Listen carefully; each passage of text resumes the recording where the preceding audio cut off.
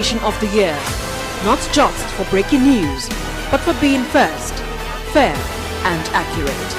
TVC News, first with breaking news.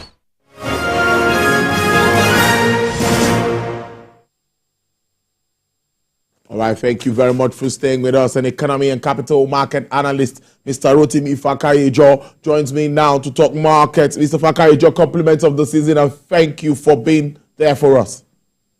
Compliments of the season. Yes, we see that DMO has redeemed about $500 million of Euro bonds. What does this mean for the market in its entirety, and what would you say about trading for today? Well, I think for me, it increases the credit worthiness of Nigeria and our ability to pay as and when due. So I think it's very positive for the market, and the rating for the market and even the country is going to change going forward. So this is preluding what the good things that we're going to see for the year 2024. So it's a good thing that this has happened, and we are seeing it reflecting all over. So we know fully well that these are some of the things that are very much impacting on the economy at all times. So it's a very good development, and I believe it's going to be a very good thing going forward. So it's a form of investors' confidence being rekindled, something like that? Yes, it's going to be all right. Okay. Boost investors' confidence, attract more funds into Nigeria, and also give a lot of confidence to those who have been sitting back before and see whether Nigeria is actually going down or going to revive. Now everybody sees that we are at the verge of revival. So it's a good thing, and investors' confidence all around, both in equity and debt market, is going to increase. Seems like a very good way to end the year. But what would you say about trading in its entirety? Cumulatively, the market seems to have not performed so badly. What do you make of it? Well, it's not far-fetched, and it's quite expected for us to have this kind of outlook as at this time present. So I think basically, it's like I was talking with somebody that next year is even still going to be much better than this year.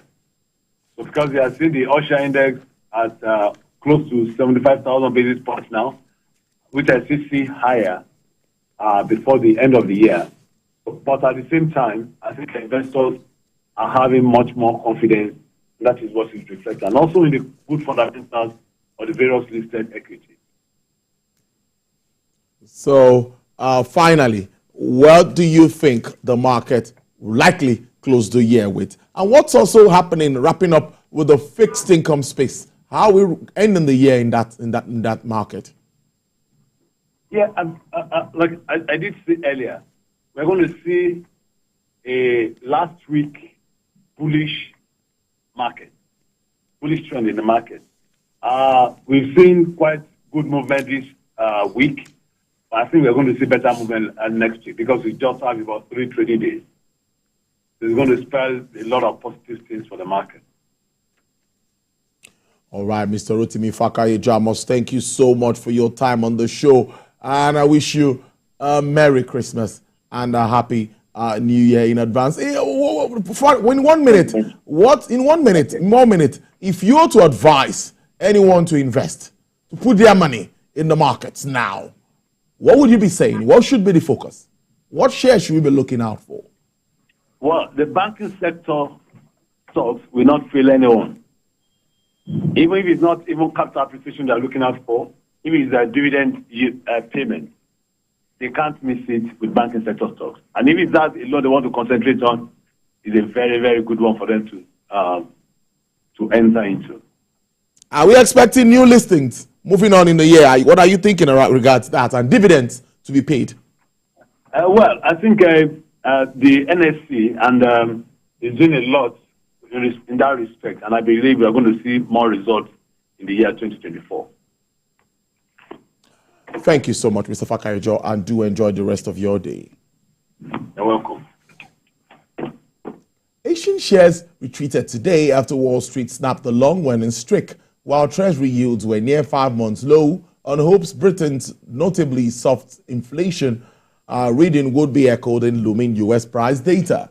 European markets were set for a lower open, with pan-region Euro Stock 50 futures down 0.48%. German DAX futures dipping 0.44%, FTSE futures falling 0.57%. In Asia, MSCI's broadest index of Asian Pacific shares outside of Japan was down 0.3% after US stocks stumbled to close sharply lower in the previous session. The index is up 1.7% so far this month. US stock futures, the S&P 500 E-, were up 0.33%. Australian shares were down 0.45%, dragged down by losses in commodities-related stocks, while Japan's Nikkei stocks index leads 1.55%.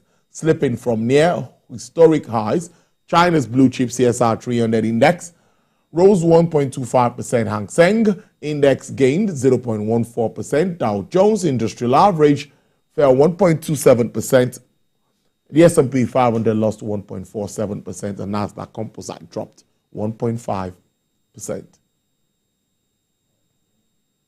Russia now will move straight to Russia, where we tell you that the country at the moment is trying to move in some. The figures coming in from the Russian market shows that it splashes $12 billion to keep the sector in air. That's the state subsidies and loans. This to keep the aviation industry afloat. Western sanctions over Moscow's invasion of Ukraine cut off supplies of key parts